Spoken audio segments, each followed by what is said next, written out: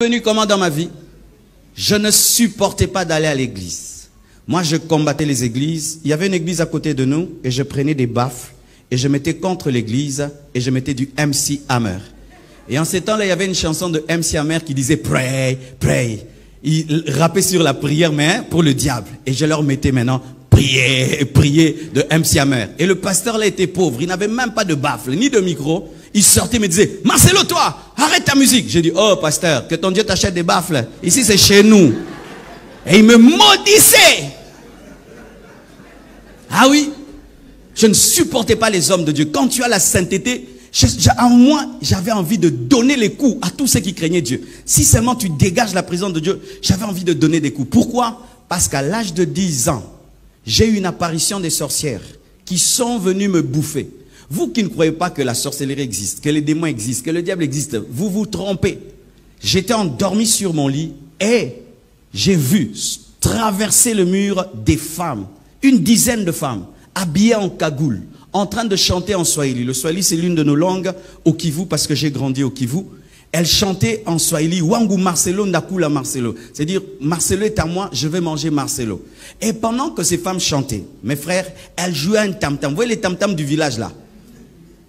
Je vous dis, dans la coutume africaine, il y a beaucoup de sorcellerie. Hein. C'était du sang vraiment, un tam-tam satanique. Et il y avait une casserole dans le vide qui était en train de bouillonner sans feu. Ah oui, la lévitation. Et qui bouillonnait dans le feu, sans feu. Et j'ai vu mon esprit aller dans la casserole. Plus elle chantait, plus je sentais mon esprit aller dans la casserole pour être mangé. J'étais bloqué, paralysé. Je n'arrivais même pas à causer avec mon frère qui dormait avec moi. Je ne pouvais même pas le bouger. J'étais éveillé. C'est pas que je dormais, je voyais, je vivais en live l'expérience. Et en ces temps-là, je priais quelque part. J'évite de citer le nom parce que je suis en cessez-le-feu. Je priais quelque part. Alors quand je priais là-bas, on n'avait que 2 prières. Soit tu salues maman, soit tu dis notre Père. J'ai salué maman. Maman ne m'a jamais répondu. J'ai resalué. Resalué, je vous dis, maman vraiment ne répondait pas. Arrêtez de saluer maman.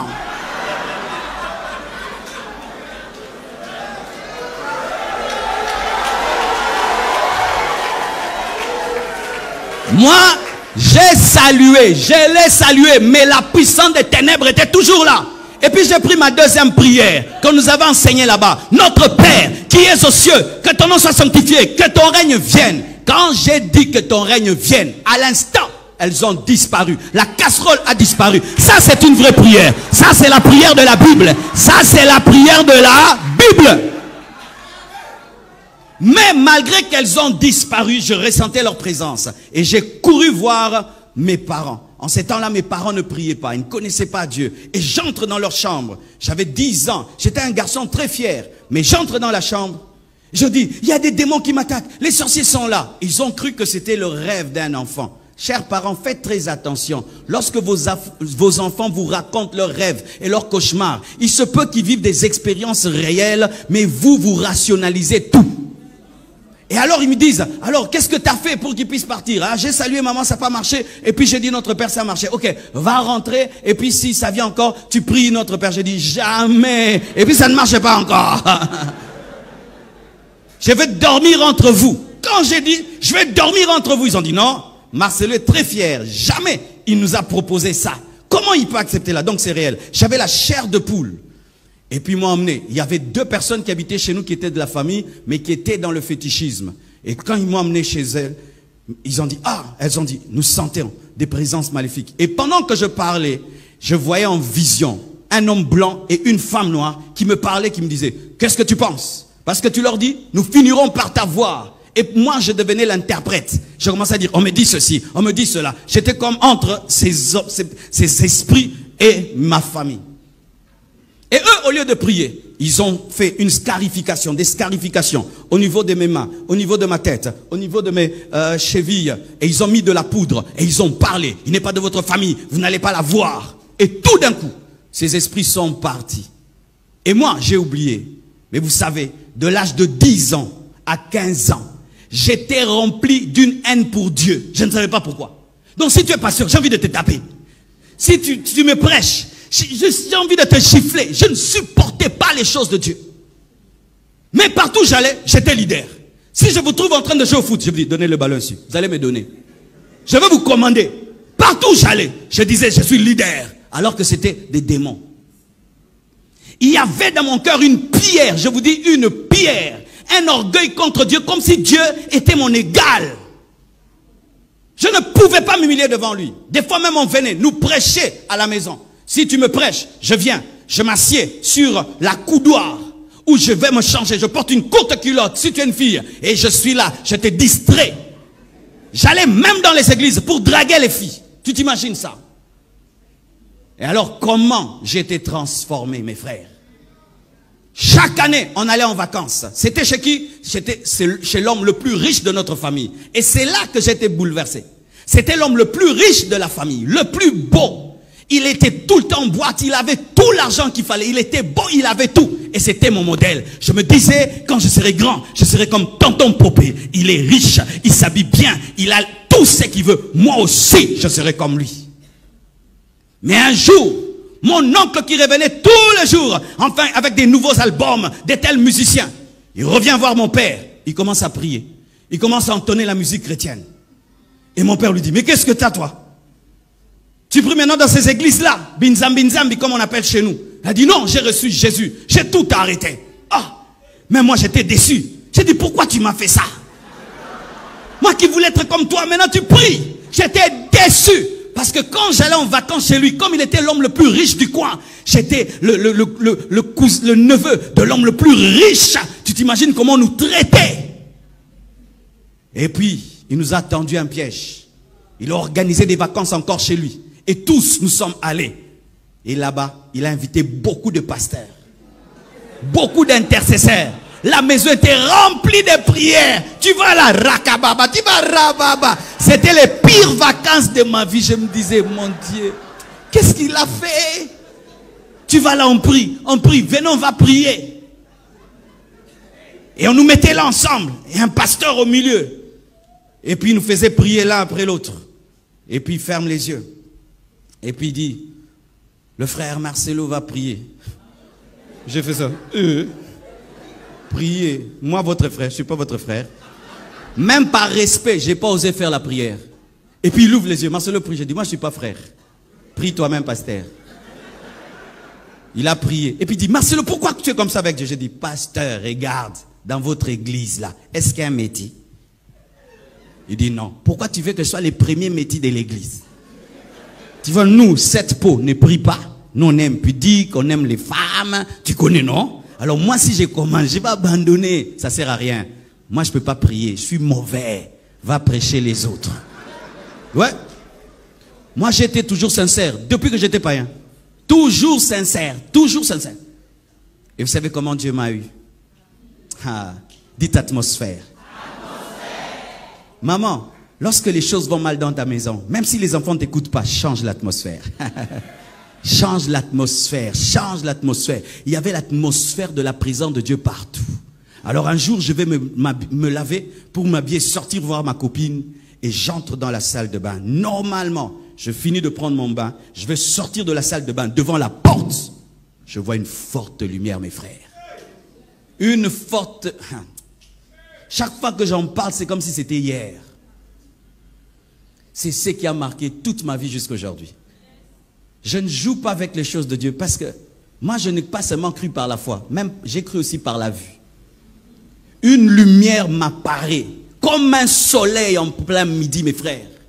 Et une voix sort de la lumière comme un baffle. Marcelo, convertis-toi. Frère, j'étais là.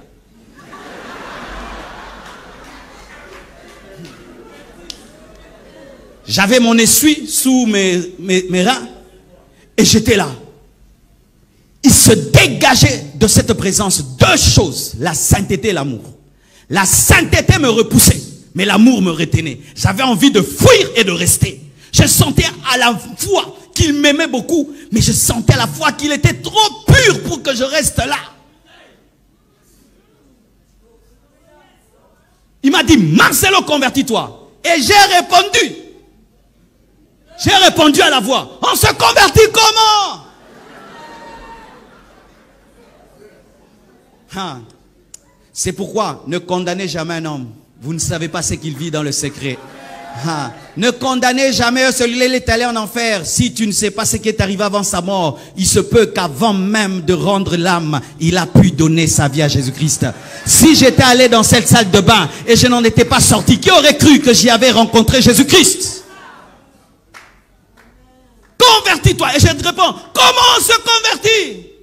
Et puis il me répond, souviens-toi des paroles de mon serviteur Jean. Jean, c'était le seul pasteur qui tolérait mon orgueil et qui arrivait quand même à m'aimer. Continue à aimer ce païen-là, qui t'insulte, qui crache sur toi, qui te ridiculise quand tu vas prêcher chez lui. Continue à l'aimer, continue à le prêcher. Il se peut qu'il sera un grand serviteur de Dieu.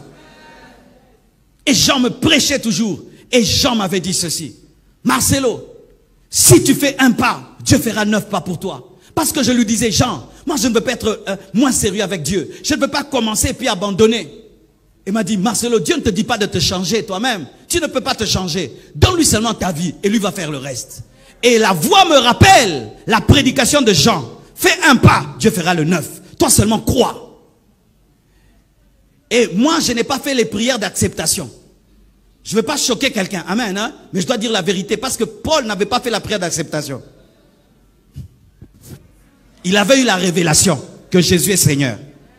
Beaucoup de gens font des récitations sans révélation. C'est pourquoi nous avons des faux chrétiens dans les églises. Seigneur Jésus, mais il n'y a pas de révélation. Quand cette voix m'a parlé et m'a dit, souviens-toi des paroles de mon serviteur Jean. Et je me suis directement souvenu que Jean m'avait dit, si tu fais un pas, Dieu fera 9 pas. Mes frères, je ne sais pas ce que j'ai dit. J'ai seulement commencé à pleurer. Pleurer. J'ai ouvert la porte. Je suis sorti calme de la salle de bain.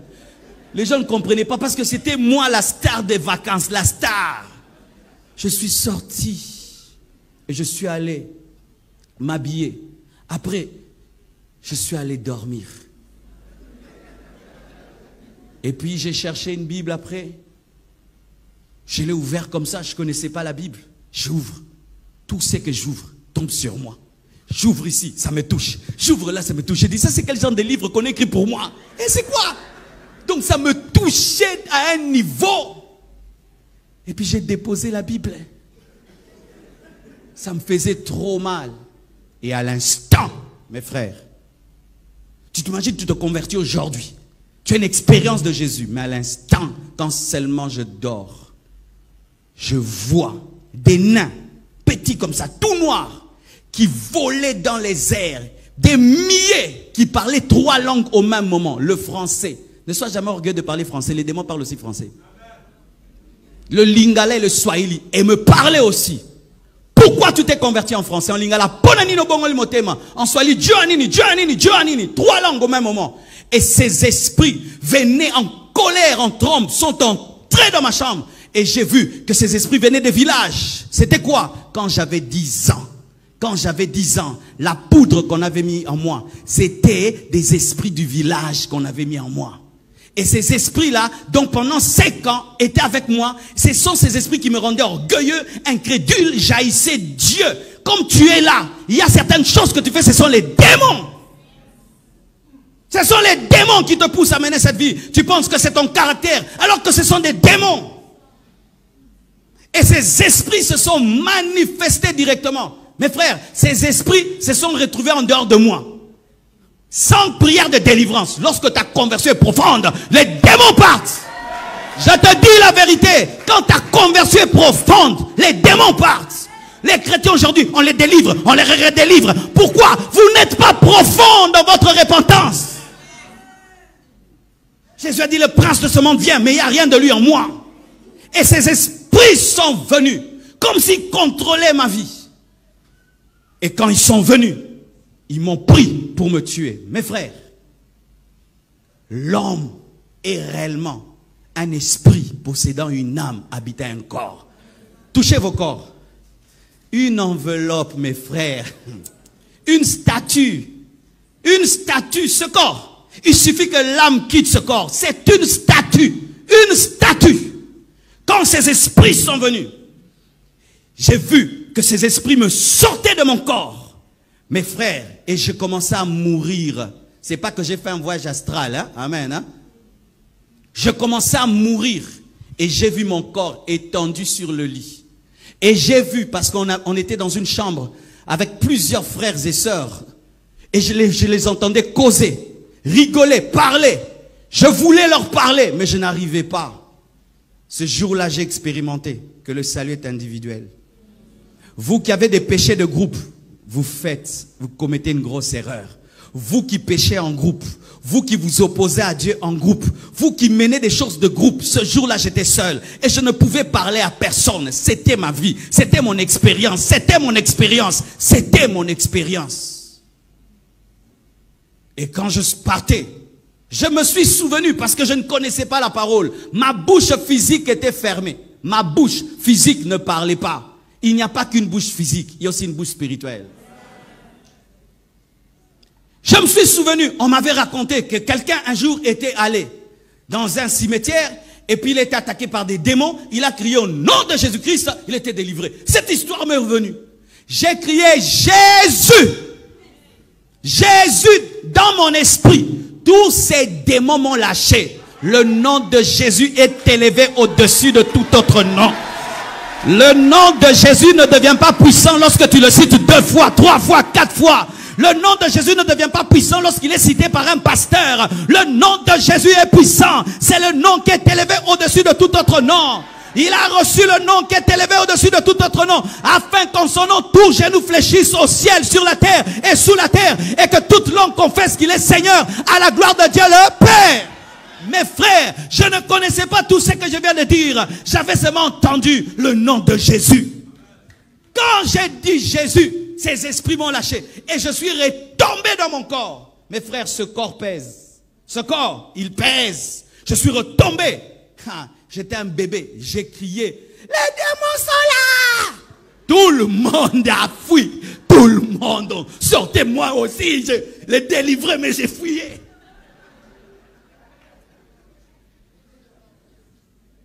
Et vous voyez, dès le début de ma vie chrétienne, je n'ai pas eu le temps de blaguer. Après cette expérience, je suis allé chercher la Bible. Pourquoi ça m'arrivait? Je lisais. Des livres, je lisais.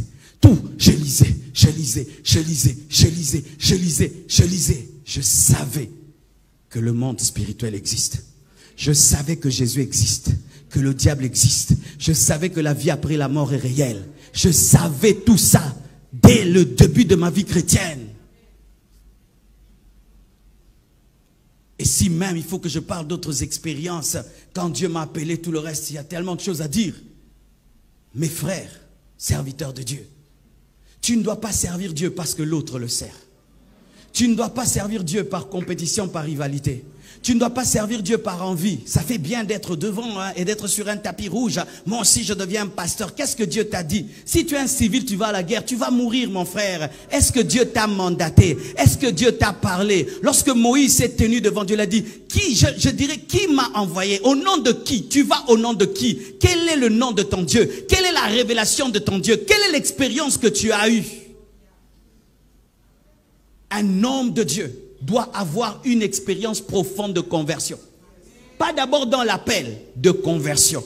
Car si ton appel est raté, ton ministère est raté.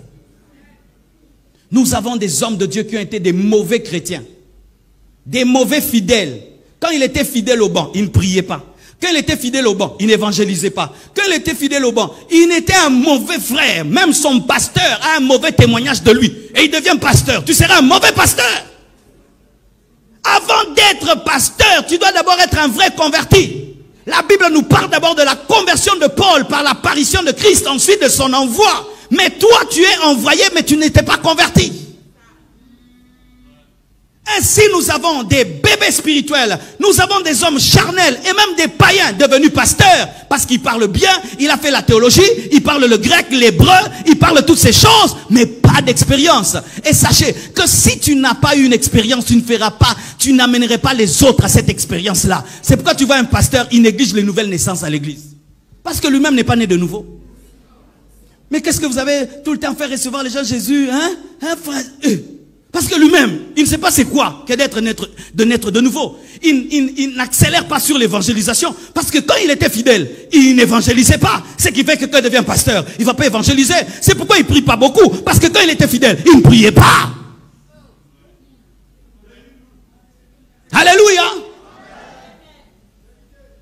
Un bon pasteur est d'abord un bon enfant de Dieu. Un jour, je vais rencontrer le pasteur Soumbela. C'est l'un de nos aînés au Congo. Il a fait des années dans la sainteté. Il a une grande église, il est béni. Et puis je lui dis, pasteur Soumbela, quel est le secret de ton ministère? Il dit, pasteur, j'ai tout fait pour garder le cœur d'un enfant de Dieu. Je dis, oh, simple comme ça. Il dit, oui, pasteur, tu vois ces choses de prêcher là, tu peux perdre le cœur d'un enfant de Dieu. Je dis, comment? Il dit, oui, à force de dire aux gens, toi, tu oublies que la Bible te concerne. Et regardez un peu. Tu dois prier, tu vois, je suis en mode toi. Rarement nous disons je dois, tu dois, et tu oublies que Dieu aussi est ton Dieu. Ainsi tu te comportes comme l'ami de Dieu, tu oublies aussi que tu es un enfant, tu es aussi l'épouse. Alléluia. Des expériences. Un jour, j'étais en train de prier, et puis je vois un ange qui m'apparaît. Il est venu comme un examen, il me dit, Marcelo demande 4 choses. Maintenant, du coup, je devais répondre. Pas dire demain, maintenant. Et j'ai demandé 4 choses. Et puis il me dit, tu as bien répondu. Je t'ajoute la gloire et la richesse. Il a disparu. Ça, j'ai vécu ça. Dieu n'est pas que le Dieu de Salomon, mes frères. Dieu n'est pas que le Dieu de Salomon. Dieu, moi aussi, j'avais demandé. Je peux même te dire les 4 choses que j'avais demandé. Je peux te dire? Quand il m'est apparu, il m'a dit, demande 4 choses. J'ai dit, je demande une communauté de 100 000 personnes. Et puis j'ai dit, je demande un réveil mondial. Et puis j'ai dit, je demande le salut de toute ma famille. Et puis j'ai ajouté, je demande, après avoir prêché aux autres, que moi-même sois sauvé. Très important. Alléluia. Très important. Il m'a dit, tu as bien répondu. Je t'ajoute la gloire et la richesse. Il est parti. Chaque fois que je pense à cela, je sais que la gloire et la richesse m'accompagneront.